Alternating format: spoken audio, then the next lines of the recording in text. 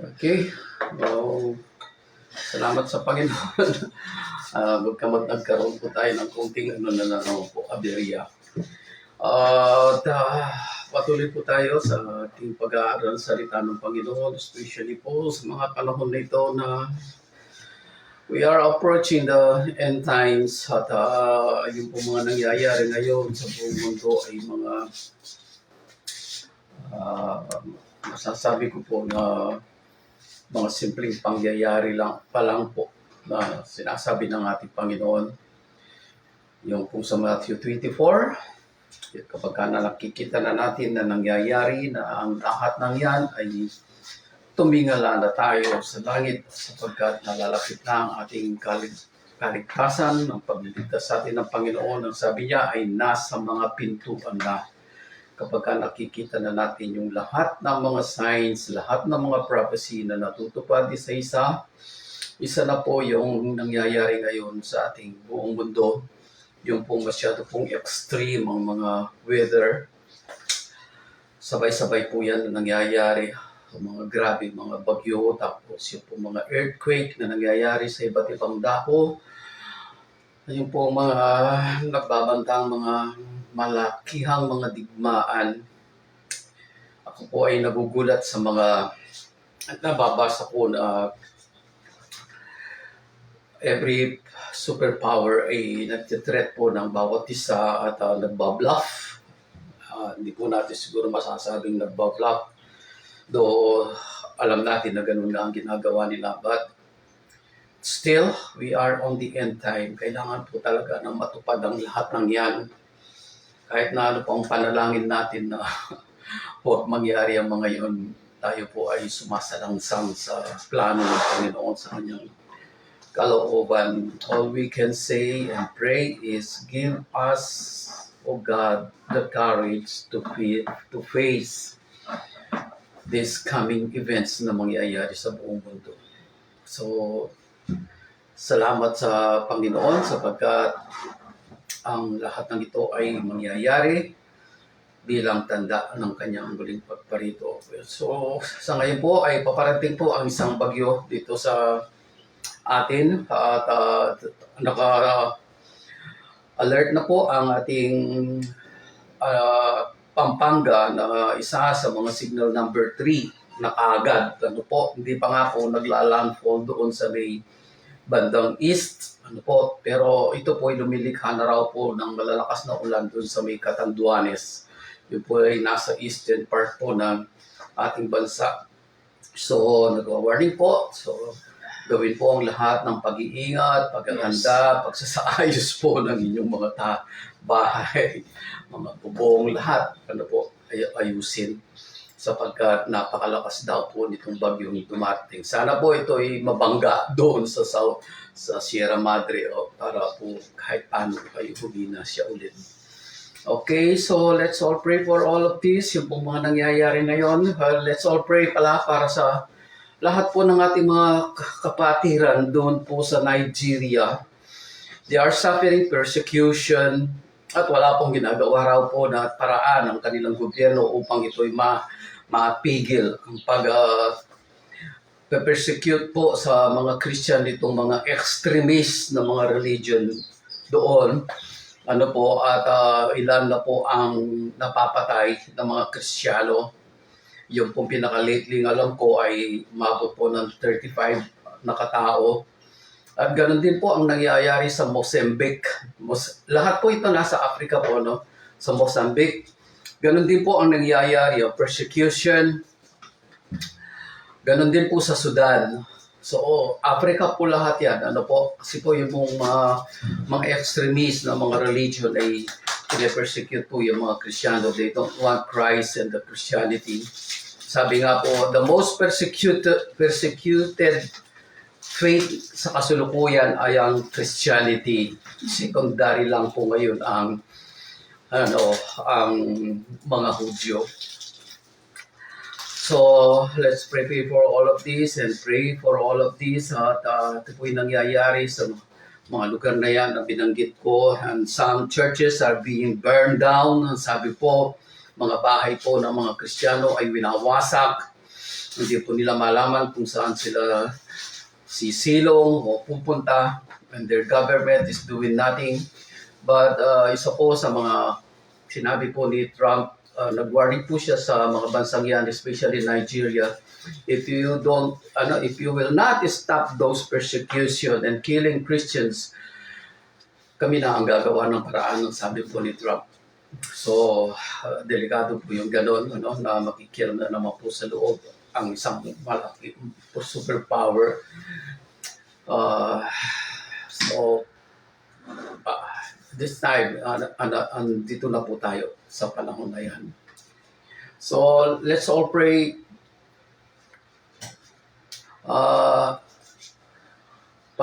Patuloy po tayong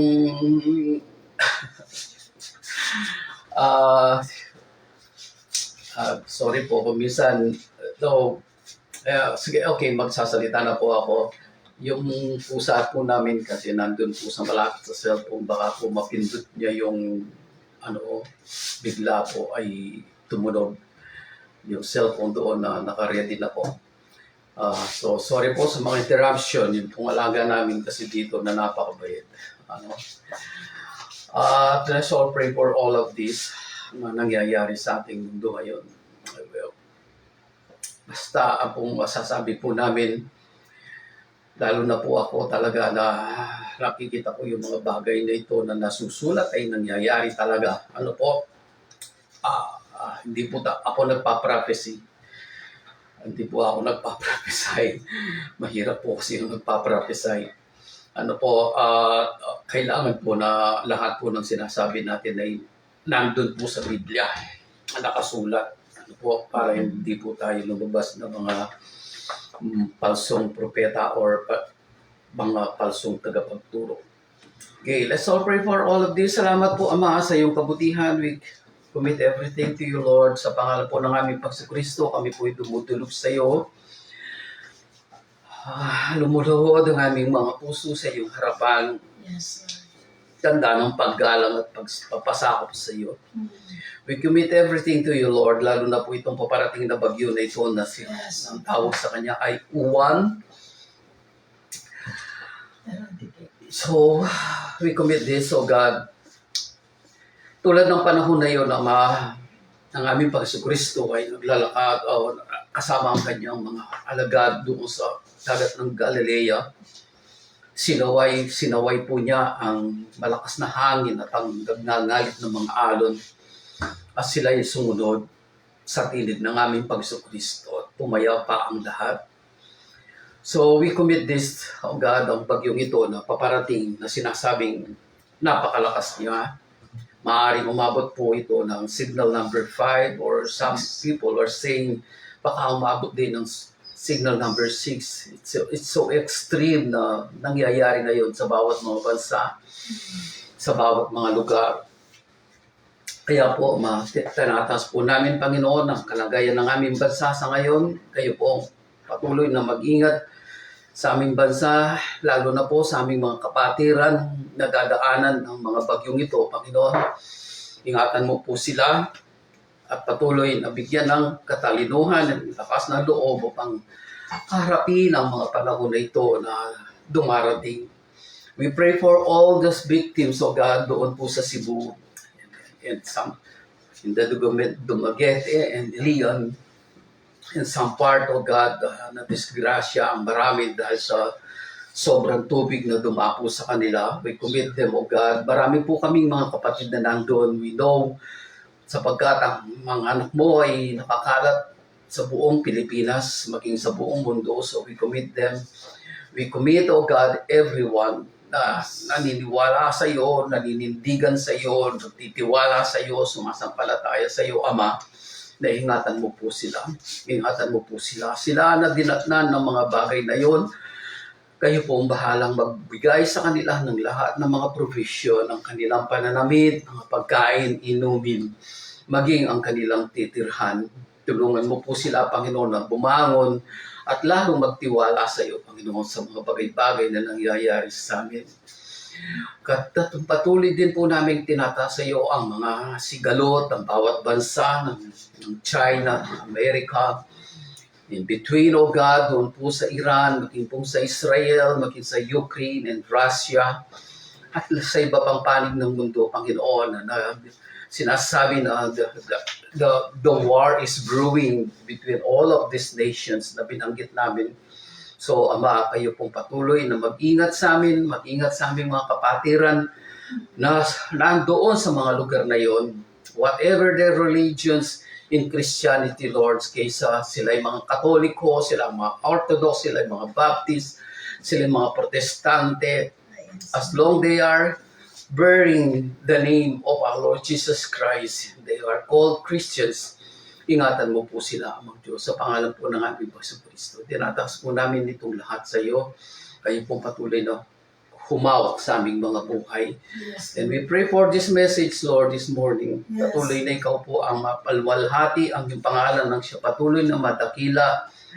Patuloy yung iba ng Espiritu ang siyang patuloy na gumawa sa amin at kumilos, magsalita, magpaunawa sa lahat ng aming pag-aaralan at babasahin mula sa banal na kasulatan.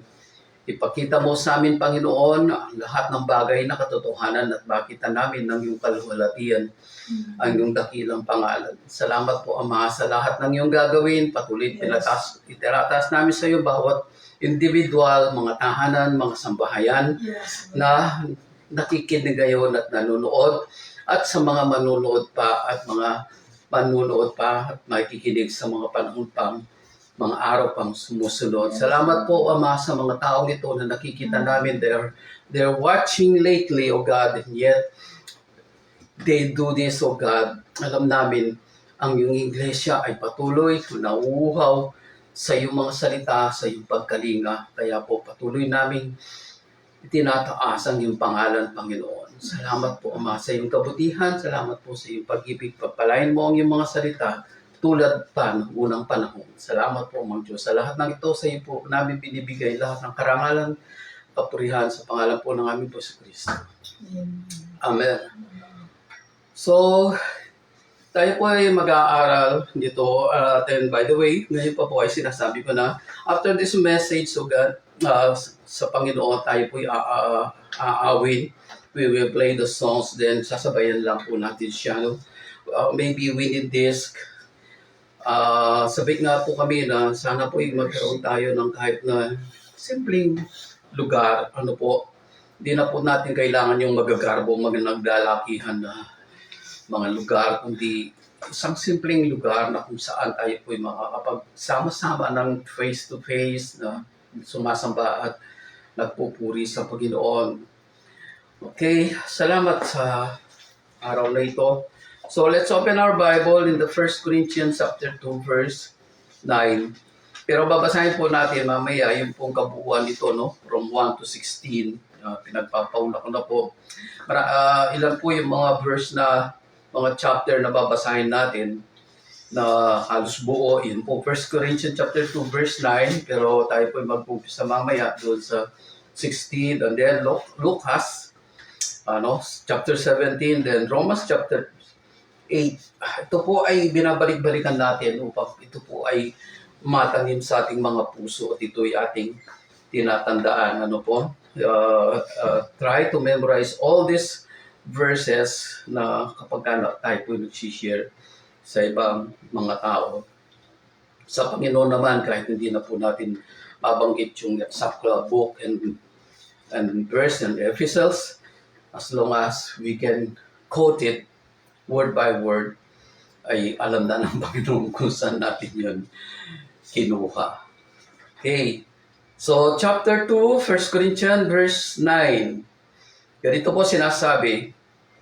Ganito ang sinasabi ng kasulatan.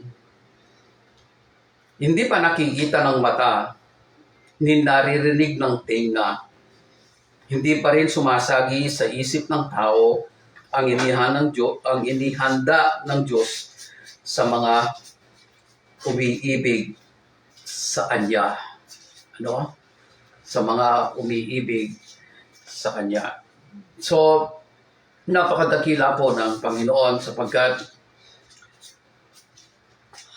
ibang klase po ang ating Diyos.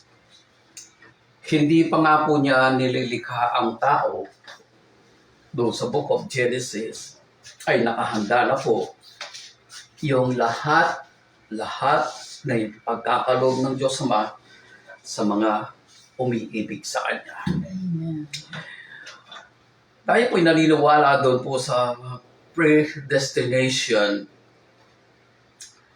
sa mga tao talaga na pinili niya na kahit anong mangyari, sila ay patuloy niyang kakalingain, ililigtas, itutuwid, itatama ang kanilang mga buhay kung meron pong lumilikok sa kanila. Ganun po kadakila ang Panginoon. The salvation is offered po sa lahat ng tao. Actually, doon po sa Book of Joel, sinasabi na, on the last days, I will pour out my spirit unto all flesh. Ano po? Itong mga panahon pong ito natin, panahon po natin ito ngayon, ay tunay na ihahayag ng Panginoon ang kanyang banal na espiritu sa lahat ng mga tao upang maunawaan nila ang kaligtasan. Yun po ay nakasulat doon sa Matthew 24 verse 14 at ipinangaral ang salita ng Diyos, ang mabuting balita sa lahat ng nilalang bilang patotoo tsaka darating na ang wakas. Yun po. So yun po yung isa sa mga sinyalis na inihintay natin talaga na mangyari. As of now, hindi pa po talaga na ipapangaral ang Ebanghelyo sa lahat ng sulok ng mundo. Ano po, sabi po ng iba ay naipangaral na raw po, hindi pa po. Marami pa rin ang mga lugar na hindi pa po na dadatnan ng mabuting balita, lalo na po yung mga nasa mga remote areas. Ano po. Okay, so yung pong kalwalhatian na yan, na siyang inihahanda ng Panginoon hanggang siyang ating pong inihintay.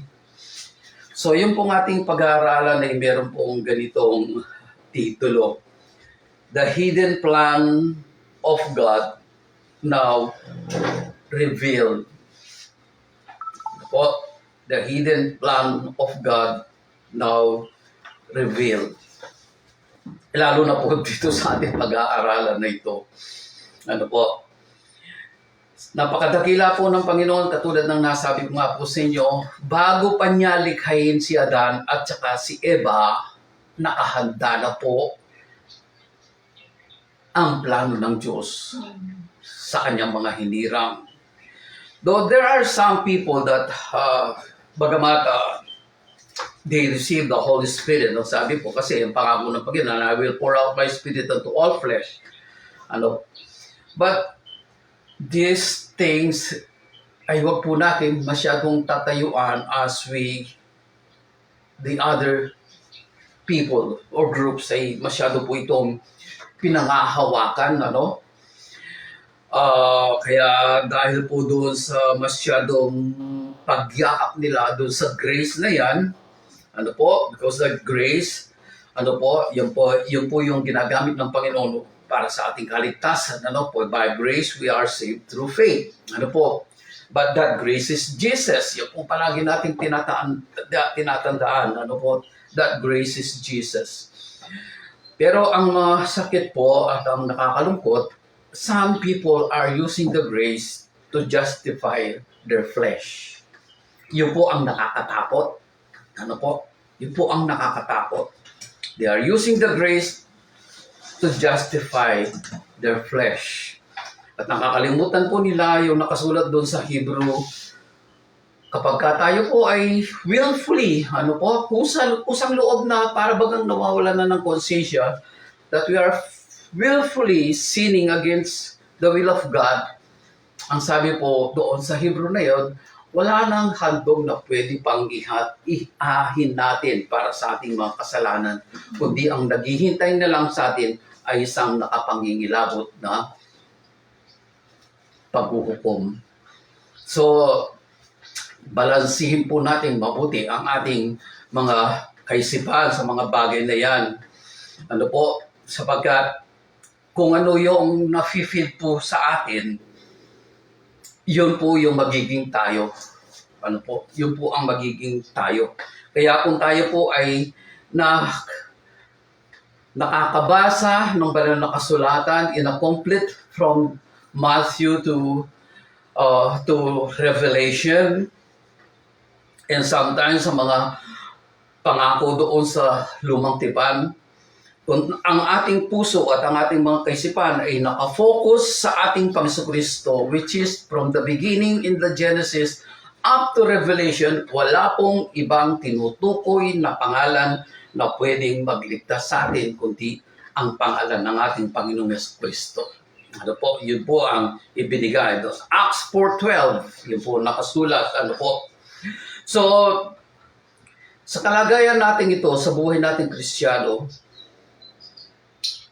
ang nakaka-amaze sa Panginoon at tayo po'y nagagalak, inihahayag niya ang kanyang mga plano sa atin na sumasampalataya. Magugulat po kayo mamaya doon sa isang babasahin ko. Maybe some of you knows this. Kagabi po, inahanap ko ito. Doon po ako kuminsan na mahina sa mga memory verse, no? So, I have to look for this verse. Sana po, maabot po ako ng kalahating oras ng kakakalkal sa aking, anong tawag doon sa concordance, ano, ng aking Biblia. Talagang hindi ko siya makita. Hindi ko siya talaga makita until pumunta na naman po ako sa Chrome, doon sa Google. And I typed the word, then pinakita ko niya kagad. Sabi ko, nakalimutan ko na naman yung Chrome, yung Google. Tatype mo nga lang pala yun at papakita na niya sa iyo kung saan siya. With explanation, ano po, at iba-ibang mga aral ng ibang mga groups na napapaliwanag po ng mga verse na yan. So, ang dami pong source ng pag-aaral ng Biblia. Ano po, ang dami. Even in the ano po, internet, kaagad po binibigay yung pong mga paliwanag. Okay. So, ang babasahin po natin, tulad ng nasabi ko sa inyo, yung pong ating pag-aaral na to na 1 Corinthians chapter 2 verse 9, yung pong binasa ko lang po, yung pinakabuod nitong ating babasahin sa 1 Corinthians chapter 2 verse 9. Ano po, yung pong hindi pa nakikita ng mata, hindi narinig ng tenga, hindi pa rin sumasagi sa isip ng tao ang inihan ng Diyos, ang inihanda ng Diyos sa mga umiibig sa Kanya. Yung po yung pinakabuod, ano po. But we will, ano po, babasahin po natin dito from 1 to 16. Anya, sabi po ni San Pablo, sumulat ng epistles na ito, 1 Corinthians ay, at saka 2 Corinthians ay si San Pablo. Ang sabi po niya sa verse 1, mga kapatid, nang ako'y pumariyan, ipinahayag ko sa inyo ang lihim na panukala ng Diyos. See? Ipinahayag ko sa inyo ang lihim na panukala ng Diyos. Alam po ninyo kung bakit malakas ang loob ni Paul na sabihin niya yon? Na ipahayag sa inyo ang lihim na panukala ng Diyos. Kung ito pong natatandaan, nang si Paul ay tawagin ng Panginoon doon sa Damascus. Ano? So daan ng Damascus, yun po ay doon sa, ano po siyang lugar na yan ba? Syria. Ano po? Damascus.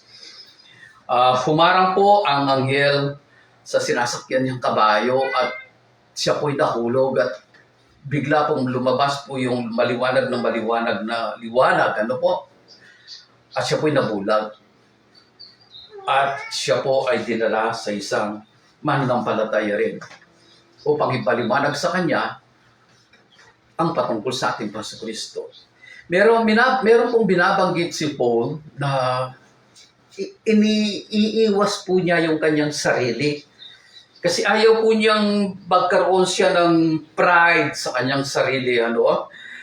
Bagamat yung nangyaring yun ay totoo, pero iniiwas niya yung kanyang sarili, ang kanyang pagkatao doon sa nangyaring yun, sapagkat ayaw niyang makuha yung anumang kaluwalhatian para sa kanya. Sinasabi niya na meron akong isang kilalang tao na dinala sa in the third heavens. At doon ipaliliwanag ng ating Panginoon Kristo ang lahat-lahat sa Kanya, ang plano ng Diyos. In the spiritual realm, wala po siya sa kanyang physical. In the spiritual realm, dinala siya ng Panginoon doon sa third heavens na yon at ipinaliwanag sa kanya ng ating Panginoong Jesucristo ang lahat-lahat. Sipin po ninyo, mula sa pagiging pariseo na laban sa ating Panginoong Jesucristo at sa kanyang pangangaral, kinuha pa rin siya ng ating Panginoong Jesucristo upang gawing isang apostol. At sa lahat ng apostol, siya lang ang nakaranas na siya'y dinala doon sa spiritual realm upang ipaliwanag ang lahat-lahat sa kanya, ang plano ng Diyos. Kaya po, ang sabi niya sa introduction pa lang po ng chapter 2 na ito, mga kapatid ng ako'y pumarian, ipinahayag ko sa inyo ang lihim na panukala ng Diyos. Alam niya kung ano yung lihim na panukala ng Diyos sapagkat yun ay ipinaliwanag na sa Kanya ng ating Panginoon. Ngunit hindi sa pamamagitan ng malalim na pananalita o mataas na karunungan. In a very, very simple way, and simple words, ang ginamit ko niya, wala pong malalim na mga doktrina o kung ano-ano. Kasi po yung iba, sabi niya, magpakalalim sa Panginoon, sa kanyang mga turo. Andito na yung Biblia eh. Ano pang hahanapin mong mas malalim? Kung hahanapin po yung karunungan ng Diyos, ay sobrang pong lalim yun. Hindi po natin kayang ipatom yun o sisirin yung karunungan na yun. Masyado pong malalim ang karunungan ng ating Panginoon. Ang sinasabi po dito ay ang ating Panginoon Diyos mismo. Kaya sabi niya, ipinasya kong wala akong ipangangaral sa inyo kundi si Jesucristo na ipinako sa krus. That's the simple term na pwede natin pangaral. Christ, Jesus, na siyang ipinako sa krus. And the reason why He was crucified ay ipinapaliwanag sa atin ang banal na kasulatan. Wala pong ibang ipinako sa krus na tinatawag na the Immaculate Conception, na siya'y walang anumang kapintasan nang siya ay nabuo sa loob ng tiyan ni Maria. Tanging siya lang ang tao na walang kasalanan. Sapagkat sinasabi po ng banal na kasulatan, all have sinned and come short to the glory of God. So lahat ay nagkasala. Lahat ng tao ay nagkasala. At walang karapat-dapat at hindi nakaabot sa kaluwalhati ng Diyos. Nothing, no one, maliban sa ating Panginoon Kristo. Siya talaga ang tinatawag na dapat na tinatawag the Immaculate Conception. Pure when concepted. Pure and holy when concepted. Kaya sabi niya sa verse 3, kaya mahina, takot at nanginginig akong umaharap sa inyo. Mahina, takot at nanginginig akong umaharap sa inyo. Ako, nararamdaman ko po yung sinasabing ito ni Paul. Whenever I preach in a congregation, lalo na kung nung first time ko palang pumunta at magsalita sa isang church na yun, ako po'y nanginginig. Ninenervyos. Sapagkat alam natin na kailangan natin magpakumbaba. Sapagkat wala tayong sariling kakayahan, wala tayong sariling kanungan. At tayo maharap lamang sa tao sa pamamagitan ng ating Jesucristo. Through His grace and mercy. And through the Holy Spirit, kaya po natin nagagawa na humarap sa maraming mga tao.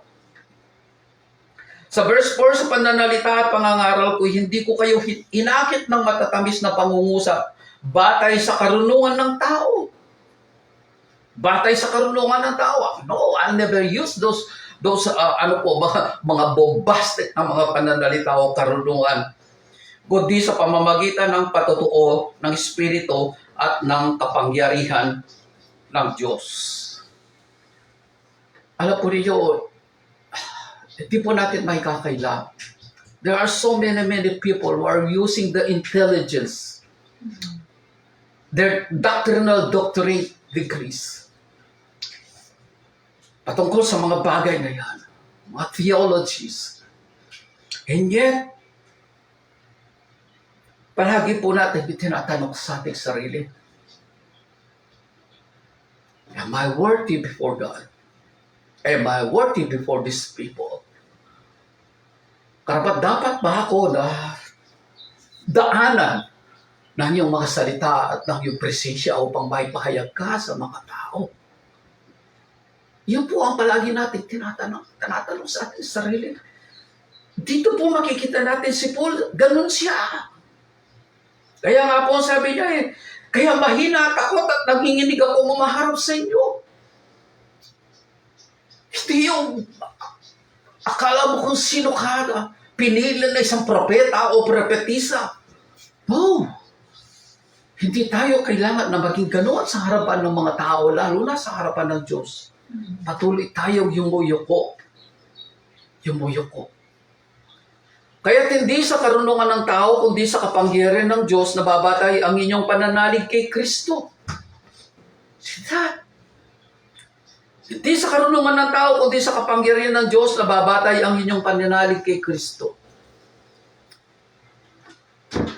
Ang dito po, kompleto ang Biblia. No more, no less. At kung merong mga nangangaral out of this world, ang sabi po ni Paul, kung merong mangaral sa inyo na ibang ebanghelyo kaysa sa ipinangaral namin, sumpain siya. Sumpain siya. Sabagat wala na pong dapat ipangaral na pangalan, maliban po sa pangalan po ng ating Panginoon Kristo.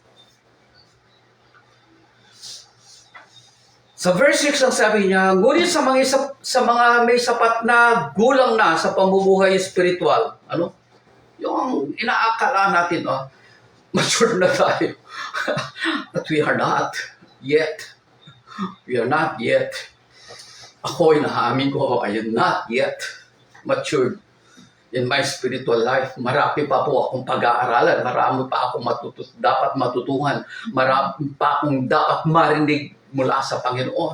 Amen. Kasi kapag sinabi natin, alam na natin lahat-lahat, ay talaga, sabi nga po ang taong nagsasabi na alam niya ng lahat, ay walang pag-asang matuto. Yung po isang kasabihan ng dakilang mga philosopher. Kapag ang isang tao ay sinasabi niya, alam na niya ang lahat, ang ibig sabihin, bobo siya. Wala pong tao na nakakaalam ng lahat ng bagay. Ngunit sa mga may sapat na gulang sa pamumuhay espiritual, karunungan ang ipinangangaral namin. Di ba? Depende kasi yan doon sa level ng taong hinaharap mo. Sabi nga po, you cannot explain everything to someone because people understand according to their level of perception. Yung pong level ng kanilang pangunawa. So, binibigyan tayo ng karunungan ng Panginoon sa pagkikiharap natin sa bawat mga tao. Kanya-kanya po kasi sila ng level at kanya-kanya sila ng level ng pangunawa. So, bibigyan po tayo ng karunungan ng Panginoon kapag tayo po'y nakikipagdeal sa iba't ibang klase ng mga tao. Subalit hindi karunungan ng sanlibutan ito o ng mga tagapamahala sa ngayon na nakatakdang malipol. Sabi po ninyo, ako, nang binabasa ko po ito, medyo nagulat ako. Kasi sabi niya, subalit hindi karunungan ng sanlibutan ito o ng mga tagapamahala sa ngayon na nakatakdang malipol. Sa makatuwid, itong sinasabi ni Paul na ito, even those intelligence and doctorate degrees na mga intelligence sa sanlibutan, even those knowledge will be destroyed. Will be destroyed. Kaya dapat po natin alamin mabuti ang mga bagay-bagay na ito, lalo na sa ating mga pananampalataya. Ano po? So, sa verse 7, ang tinutukoy ko ay ang panukala ng Diyos. Ang tinutukoy ko ay ang panukala ng Diyos na nalihim sa tao. Even from the Old Testament, from the beginning, from Genesis, sana hindi nagkasala si Eva at si Adan kung alam nila yung malalim na panukala ng ating Panginoon Diyos para sa tao. Even sa mga sumusunod pang mga panahon, even in the Old Testament, in the time of Moses, from the time of Adam at to the time of Moses, ang kamatayan ay pumasok. Hanggang sa ibigay ang 10 utos sa kanya. In which, ipinapakita ng Diyos, tayo'y makasalanan. At kailangan tayong merong sundin ng mga batas.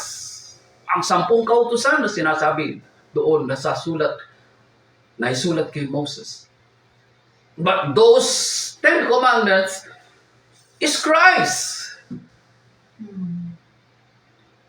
Kung tayo sumusunod sa ating Panginoong Kristo at namumuhay sa Kanya, all those 10 commandments will be fulfilled through His life na nasa atin. Nakukuha po ninyo? Kaya po yung kawakasan ng 10 kautusan na yan ni Moses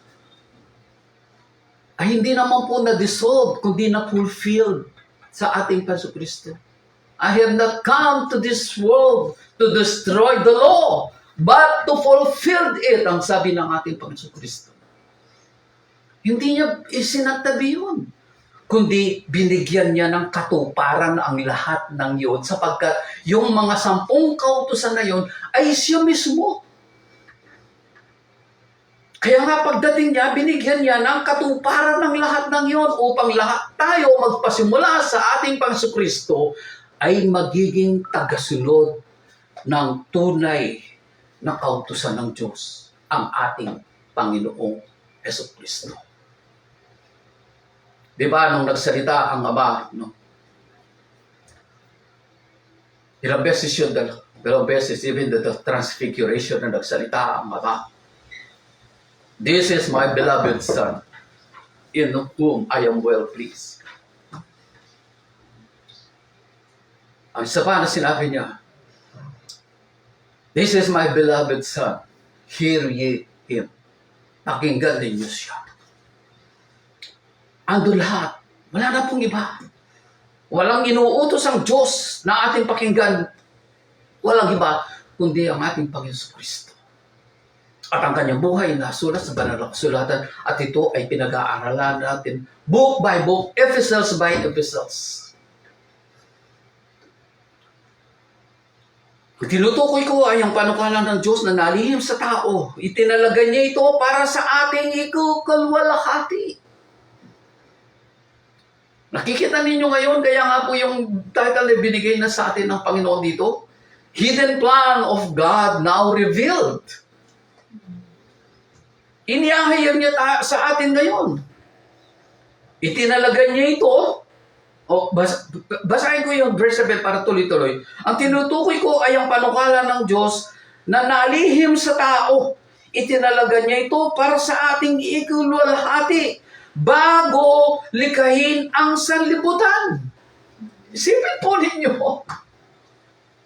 Hindi pa nga po nagagawa ang sanlibutan, hindi pa nga po nalilikha si Adan at Eva. Ang plano ng Diyos ay nasa kanya ng kaisipan at puso. Even us today who believe in the name of Jesus Christ and living in His life, isa tayo sa mga tao yun na binigyan ng pangako yun.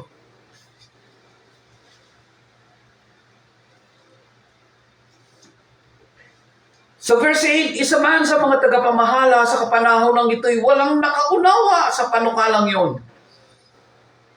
Even sa panahon ni Paul, ng mga apostol na yan.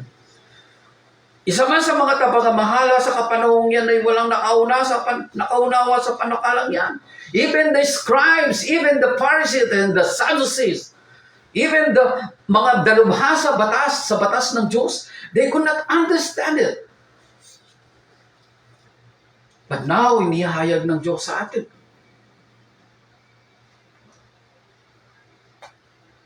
Sapagkat kung naunawaan nila yon, hindi nila sana ipinako sa krus ang dakilang Panginoon. Hindi nila binabasa, hindi nila nakita. Sa kanilang mga binabasa, mga kautusan ni Moses. Hindi nila nakita sa 5 books, sa Pentateuch na yan. From Genesis up to the Numbers. Hindi nila nakita ang ating Panginoon Kristo. That's why they crucified Him. Kung nakita nila, hindi nila gagawin yun. Maybe, sinadya ng Panginoon na yun ay hindi nila makita upang ang ating Panginoon Kristo ay maipako sa krus para sa ating kaligtasan. Sometimes, kung minsan ang mga gawa ng Diyos, hindi natin maabot ang kanyang kaisipan.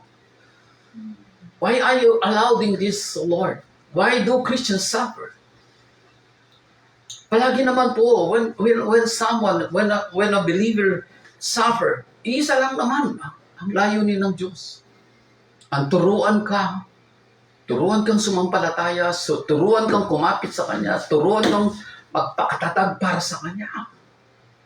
Yan lang naman ang purpose ng Panginoon sa atin because He wants us. Gusto niya na tayo'y matulad sa Kanyang anak. Sa verse 10, subalit ito'y inihayag ng Diyos sa atin sa pamamagitan ng Espiritu. Nasasaliksik ng Espiritu ang lahat ng bagay. Kaya kung ang banal na Espiritu ay tunay na sumasa atin, andyan na po nakasulat na lahat eh. Siyang magpapaunawa sa atin sa lahat ng ating binabasa. Nasasaliksik ng Espiritu ang lahat ng bagay, maging ang pinakamalalim na panukala ng Diyos. Even the deepest. Kahit yung pinakamalalim ng mga panukala ng Diyos ay nasasaliksik ng banal na Espiritu. Walang nakakaalam sa inisip ng isang tao maliban sa kanyang sariling Espiritu. Di ba? Tama yun. Walang nakakakilala sa sarili ko kundi sarili ko. Kahit ang mismong asawa ko, hindi niya ako talaga kilalang-kilala. Kahit ang mga magulang natin, hindi tayo kilalang-kilala. But we know ourselves. We know ourselves. Hindi natin dito may tatago. Kahit kanino.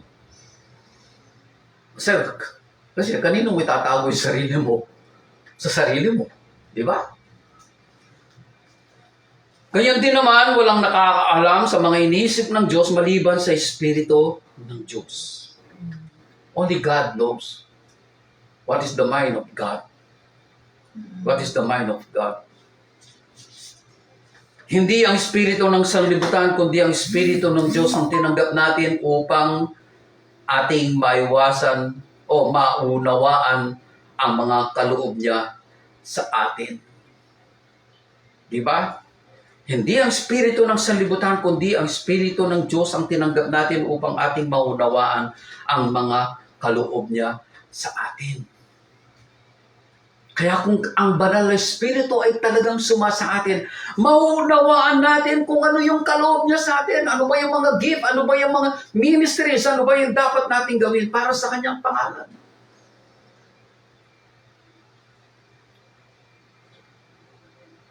Sa mga nagtataglay ng Espiritu, ang ipinaliliwanag namin mga katotohanang espiritual. Mga pananalitang turo ng Espiritu at hindi ayon sa karunungan ng tao ang ginagamit namin. Kasi po marami po kayong mababasa o mapapanood sa iba-ibang mga kaparaanan in internet, books, everything. Marami kayong mababasa. And yet, tanging ang banal na Espiritu ang siyang magpapaunawa sa atin kung anong nasusulat na sa banal na kasulatan. Sa mga nagtataglay ng Espiritu, ang pinaliliwanag namin, mga katotohanan ng espiritual, mga pananalitang turo ng Espiritu at hindi ayon sa karunon ng tao ang ginagamit namin. Sapagkat ang taong di nagtataglay ng Espiritu ay ayaw tumanggap ng mga kaloob mula sa Espiritu ng Diyos. Nire-reject nila. Sapagkat hindi nila matanggap yung kautusan ng Diyos, ang kautusan ng ating Pasko Kristo. And the Holy Spirit is insisting to us, pilit niya talagang dinidiin, ito ang dapat na buhay ninyo. But we cannot, hindi natin ma-detach yung ating sarili sa ating lumang pagkatao. That's why nahihirapan tayo. Dahil nagkakaroon tayo ng struggle. Even that struggle is a sin. Why? Reluctancy, delayed obedience is disobedience already. Saka na lang. That's the disobedience. Yun ay pagtanggi na sa Diyos. Para sa kanila, kahangalan ng mga yon, di nila maunawaan. Yung mga kaloob ng Banal na Espiritu.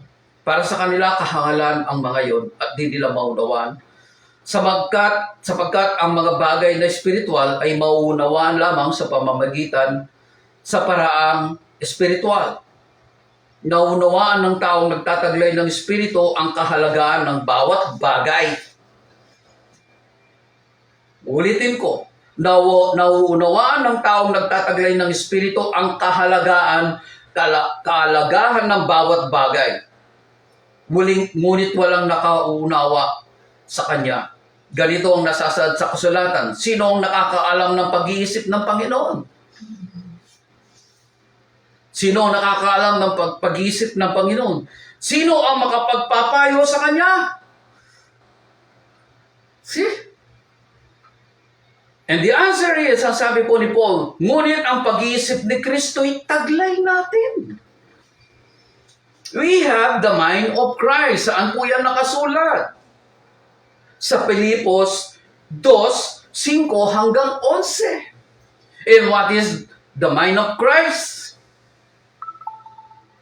What is the mind of Christ?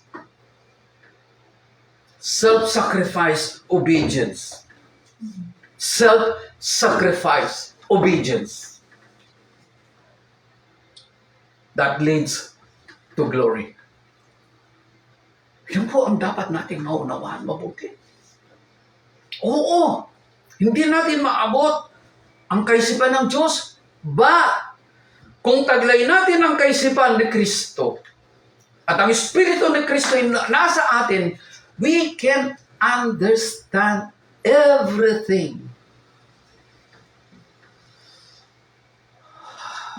Sana po naunawaan ninyo ang mensahe nito na ipinararating sa atin ng Panginoon. Sasabihin natin, ganito. Tingnan po natin ang isa sa mga tinanong sa kanya ng mga Pariseo. Sa ating Panginoon Kristo mismo. Before we will go to books of epistles of Romans. Luke 17. Ito po yung sinasabi ko sa inyo na kalahating oras ako naghahanap sa aking correspondence talaga, hindi ko makita. Nung tinignan ko sa internet, ping! One time, pinakita ka agad. Kaya kung kayo nag-aaral, tingnan lang po ninyo, pero maging maingat din po kayo. There are so many mga explanation doon. At meron pa nga po doon sa JW na nakasulat, and I tried to open it. Ayaw niya magbukas. At alam ko kung sino yung mga JW na yon. So hindi ko na lang binasa. Because I know their doctrines. I know their stand. Luke 17:20, ang sabi po, minsan si Jesus ay tinanong ng mga Pariseo, kung kailan itatatag ang kaharian ng Diyos. Tinanong siya, ng mga Pariseo mismo. Yung mga Pariseo, isa po dito si St. Paul. pariseo, sabi mo. Sumagot siya, ang ating Panginoon, ang pagsisimula ng paghari ng Diyos ay walang makikitang palatandaan. Pero, inihayag niya yun nung pinakita ng mga alagad ang Jerusalem at ang templo. Sabi niya, Panginoon, tingnan po ninyo, nandun po sila sa Mount Olive. Tingnan po ninyo, Panginoon, ang Jerusalem, ang templo, sa kanyang karangalan, sa kanyang glory. Oh, nakikita ninyo ang karangalan ng Jerusalem. Pero sinasabi ko sa inyo, darating ang araw, walang bato na nakapatong sa kapwa bato. Lahat ay mawasakit. Pero dito sabi niya, walang makikita palatandaan. But that is the destruction of Jerusalem and the temple. Pero kung titignan po ninyo, sunod-sunod nun, makikita ninyo lahat ng mga signs, lahat ng mga prophecy ay binigay ng Panginoon bilang palatandaan ng nalalapit niyang pagdating. Actually, in the book of Matthew 28, I think, ang sabi niya, inahalimbawa niya yung puno ng igos na fig tree. Kapag ka nagpapasimula ng magkadahon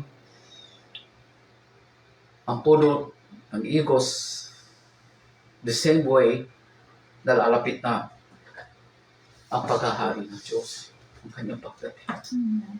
There's a sign. Ano po? Pero sabi niya dito, walang makikitang palatandaan sa kanila ng mga pariseo. Kasi sinusubok po siya eh. Ano? But to us, it's now being revealed. Being revealed. Sabi niya, ang pagsisimula ng paghahari ng Diyos ay walang makikitang palatandaan at wala ring masasabing nagsimula na roon o rene. Ano? At wala ring magsasabing nagsimula na roon o rene. Yung tinatawag niya dito, ang sinasabi niya dito ay place. Ano po? Mga pangyayari. Wala. Sapagkat, tignan po ninyo, ito yung hinahanap ko eh, talaga. Sapagkat ang totoo, sa salita natin ngayon eh, sa totoo lang, ganon. Sapagkat ang totoo, nagsimula ng maghari ang Diyos sa puso ng mga nananalig sa Kanya. It is not past. It is not future. It is present. Ito po'y pangkasalukuyan. Ngayon pa lang, ang sabi, o titignan natin ang sinabi ng ating Panginoon. Even in our days today, kahit sa panahon ngayon, naghahari na ang Diyos sa puso ng mga taong nananalig sa Kanya. Now, ang tanong ngayon, nararamdaman ba ninyo o nararamdaman na ba ninyo na ang Diyos ay naghahari na sa inyo? Amen. Lakas po ng sagot ng ating mahal na asawa. Dapat po talaga ang sagot natin, Amen! Opo! We could feel your presence. And your kingdom is in our heart already. We are your kingdom, my King. We are your kingdom, my King. Kasi po kapag nandun ka sa kaharian ng Diyos, all things will be provided. All things, body, soul, and spirit, all things will be provided kung ang Diyos ay nag-ahari sa atin. Ngayon pa lang. Ngayon pa lang. Napakabuti po ng Panginoon. Amen. Napakabuti niya. Yes, Lord. Sana po, hunawaan natin ang mensahe ng Panginoon ngayon. And in the book of Romans, Tignan po natin. Dito pa ulit-ulit natin binabasa at narinig. Yet, kailangan po ito matalim sa ating mga puso. Kailangan natin itong tandaan. Kahit man lamang yung Romans chapter 8, verse 29 na matandaan ninyo. Pero babasahin po natin ito from verse 18. Tuloy-tuloy lang po ako. Saganang akin, ang mga pagtitiis sa kasulukuyan ay hindi maihahambing sa ihahayag na kalwalatian sa atin. Sipin po ninyo even our suffering, our pain, even the things that will happen na nakakilabot, na nakakatakot, ayon sa mga tao sa sanlibutan, ang mga bagay na yan na nangyayari ay hindi maihahambing sa ihahayag na kalwalatiang sa atin. Ano po yung siguro tingnan natin sa English pa? I consider that we suffer at this present time cannot be compared at all with the glory that is going to be revealed to us. The glory that will be revealed to us. Verse 19, nananabik ang sanglilikha, naihayag ng Diyos ang kanyang mga anak. Nabigo ang sanglilikha, hindi sa kagustuhan nito. Ngunit dahil sa ito ang niloob ng Diyos, gayunman, may pag-asa pa. Sapagkat ang sanglilikha ay palalayain sa pagkaalipin nito sa kabulukan. Nature pa lang po yan, At makakahati sa balwalhating kalagayan ng mga anak ng Diyos. Alam natin na hanggang ngayon, ang sanglilikha ay dumarating sa paghihirap. Hindi lamang sila. Not even hindi lang yung nature. Nakikita natin yung nangyayari sa nature ngayon, sa mundo. It's suffering. Bagyo, lindol, tigman, apoy, whatever. Alam natin na hanggang ngayon, ang sanglilikha ay dumarating sa paghihirap. Hindi lamang sila, tayo mang tumanggap ng Espiritu bilang unang kaloob ng Diyos ay napapahimutok. Yan, papahimutok. Samantalang hinihintay natin ang pag-aampon sa atin ng Diyos. Ang pagpapalaya sa ating mga katawan. Ang pagpapalaya sa ating mga katawan. Ligtas na tayo. Tingnan po niyo sinabi ni Paul sa verse 24 ng Romans 8. Ligtas na tayo at inaasahan natin ang kaganapan nito. Be sure of that. Kayo lang po ang nakakaalam. Ligtas na tayo at inaasahan natin ang kaganapan nito. Ngunit ang pag-asa ay hindi pag-asa kapag nakikita na ang inaasahan. Sapagkat sino nga aasa sa nakikita na? Ngunit kung umaasa tayo sa hindi natin nakikita, ito'y hinihintay natin ng buong tiyaga. Ng buong tiyaga. Gayon din naman, tinutulungan tayo ng Espiritu sa ating kahinaan. Hindi tayo marunong manalangin ng maunang wasto. Kaya ang Espiritu ang lumuluhog para sa atin sa parang di magagawa ng pananalita. Kung ano-ano mga pangalan ang natututuhan natin sa iba-ibang mga bagay. Mga reliyon, mga katuruan. And yet, tanging ang banal na Espiritu ang siyang magtuturo sa atin at gagabay sa atin ng wastong pananalangin. Not anybody. Ang banal na Espiritu. Hindi tayo marunong manalangin ng wasto, kaya ang Espiritu ang lumulog para sa atin sa paraang di magagawa ng pananalita. Sometimes, we just kuminsan na tayo po ay nagtatravel. Walang mga salita na lumalabas sa ating bibig, kundi luha, pagtangis, panaghoy sa harapan ng Diyos. And yet, hindi natin alam. While that is happening, na walang lumalabas sa ating bibig, the Holy Spirit is praying for us. The Holy Spirit is praying for us. Amen. At nauunawaan ng Diyos na nakakasaliksik sa puso ng tao. Ang ibig sabihin ng Espiritu, sapagkat ang Espiritu ay lumuluhog para sa mga banal ayon sa kalooban ng Diyos. See? Ang banal na Espiritu mismo. Ang lumulhog. Nananalangin para sa mga banal ayon sa kalooban ng Diyos. Because the Holy Spirit knows what is the will of God. Kaya kasi kumisan pagka tayo nananalangin, we just pray for ourselves, our flesh, and yet, the Holy Spirit is, hindi po ganun.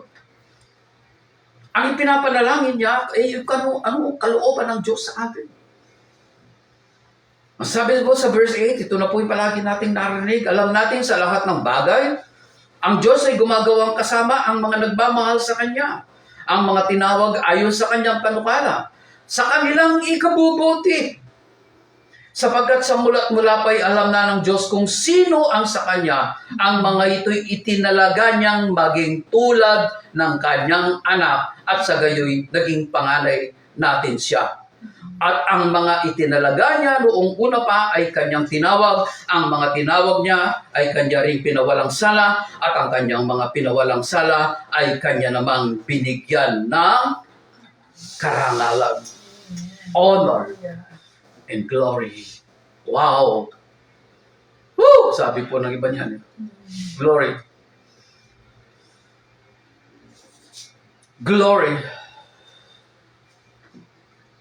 Precious than silver and gold. Precious than diamonds and emerald. Glory as in Jesus today.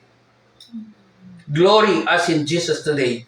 Sitting in the right throne of God, the Father. Sitting in the right hand of God, the Father. Kaya yung pong binasa natin kanina, doon sa ating pinaka-main text. Tapos sinasabi, hindi pa nakikita ng mata, ni narinig ng tenga, at hindi pa rin sumasagi sa isip ng tao ang inihanda ng Diyos sa mga umiibig sa Kanya. But now, it's been revealed today. At sana po ito'y matanim sa ating mga puso. Katulad po ng aking nasabi kanina, we will sing this song. And please, join us in worship. Yes, Lord. Yeah? Join us in worship. We will try our best to do these things every time na tayo po'y pansamantalang matatapos. Yes. Let's sing all the glory of your presence. Lamb of God, by your precious Spirit, you've come to destroy oppression and depression. Comes against the mind of the believer. You've come to bring joy where there's been sorrow. Continue to come in your peace. Continue to worship as Jesus sitting in his throne at the Father. And you're here, Lord Jesus. I'll be here.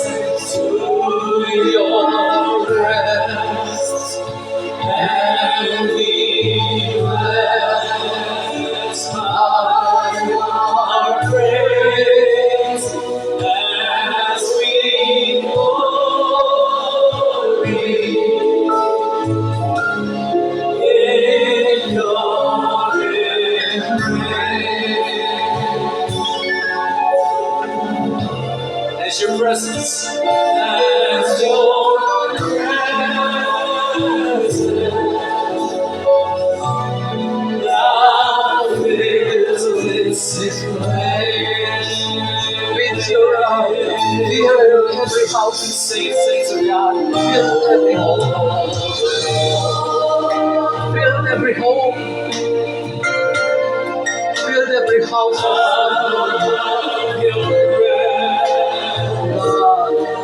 Call him down as you sing it to him tonight. We your